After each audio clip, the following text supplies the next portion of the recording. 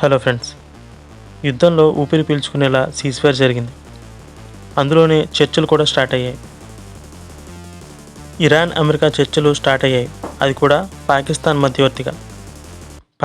మధ్యవర్తిగా అని వినగానే కొంచెం షాకింగ్ అనిపిస్తుంది. ఎందుకంటే పాకిస్తాన్ అంత పెద్ద స్టెప్ తీసుకుందా అని. కానీ ఇరాన్కి అమెరికాకి పాకిస్తాన్తో మంచి సంబంధమే ఉంది కాబట్టి జరిగింది అనుకోవచ్చు. కానీ ఇక్కడ చూస్తే అమెరికాకి సపోర్ట్గా ఉన్న దేశాలు కానీ, ఇరాన్కి సపోర్ట్ చేస్తున్న రష్యా, చైనా, అలాగే రెండు దేశాలతో మంచి సంబంధం ఉన్న ఇండియా కానీ చర్చలకి మధ్యవర్తిగా ఉండటానికి ముందుకు రాలేదు. చూసారా, వెనకనే ఉండి చర్చలు జరపాలి అని సపోర్ట్ చేశాయి తప్ప. ఎందుకని? అది కాకుండా చర్చలు కూడా పూర్తిగా సక్సెస్ అవ్వలేదు. ఈ చర్చలు ఎందుకని ముందుకు కదలలేదో తెలుసుకుంటే వేరే పెద్ద దేశాలు ఏది కూడా ఎందుకు చర్చలకు మధ్యవర్తిగా లేదో తెలుస్తుంది. చర్చలు వర్కౌట్ అవ్వకపోవడానికి 3 కారణాలు మనకు కనిపిస్తున్నాయి. ఇరాన్ తన అణు కార్యక్రమంపై వెనక్కి తగ్గడానికి సిద్ధంగా లేదు. మరోవైపు అమెరికా అణు కార్యక్రమంపై గట్టి షరతులు పెడుతుంది. దాంతో రెండు దేశాల మధ్య నమ్మకం పూర్తిగా బలపడలేదు. ఇంకో పెద్ద కారణం స్ట్రైట్ ఆఫ్ హార్మూజ్. ఇది ఒక సాధారణ జలసంధి కాదు, ప్రపంచ ఆయిల్ అండ్ ట్రేడ్స్ని ప్రభావితం చేసే సముద్ర మార్గం ఇది. దీన్ని బ్లాక్ చేయడం వల్ల ప్రపంచం ఎంత సఫర్ అయిందో చూసాం మనం.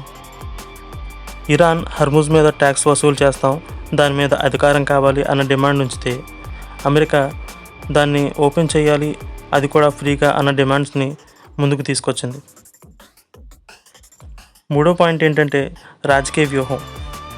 చర్చలు జరుగుతున్నప్పటికీ మరోవైపు సైనిక హెచ్చరికలు, స్ట్రాంగ్ స్టేట్మెంట్లు, ఇంకా ఒత్తిడి రాజకీయాలు జరుగుతున్నాయి.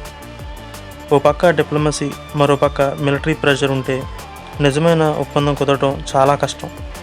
సింపుల్గా చెప్పాలంటే నమ్మకం లేదు, షరతులు గట్టిగా ఉన్నాయి, ప్రాంతీయ ఉద్రిక్తత పెరుగుతుంది.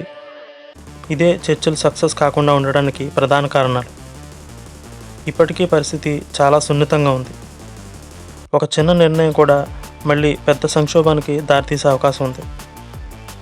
ఇలాంటి ఎటూ తేలని షరతులు, కొత్త అనుమానాలు, కొత్త అడ్డంకులు చూస్తున్న దేశాలు ఒకవేళ మధ్యవర్తిగా వ్యవహరిస్తే అవి సక్సెస్ అయ్యేలా చూడాలి. ఒకవేళ అవి సక్సెస్ అవ్వకపోతే ఓ పక్క దేశం పరుగు, ఇంకో పక్క ఏదో ఒక దేశానికి యాంటీగా మారి వార్లోకి ఎంటర్ అవ్వాల్సిన పరిస్థితి కూడా రావచ్చు. అందుకే ఏ దేశం కూడా వెనుక నుండి నడిపిస్తున్నాయి తప్ప డైరెక్ట్గా ఇన్వాల్వ్ అవ్వవు. ఇక పాకిస్తాన్ కూడా మనకు తెలిసిందే, పరువు ఎలాగూ పెద్దగా లేదు కాబట్టి ప్రాబ్లం లేదు.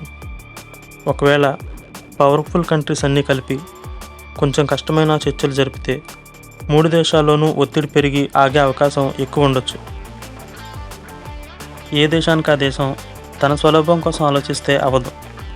రెండు దేశాలు కొన్ని వాటిలో కాంప్రమైజ్ అవ్వాలి, అప్పుడే ఇది పూర్తిగా వర్కౌట్ అవుతుంది. మీరేమనుకుంటున్నారు? కామెంట్ చేయండి. Thank you.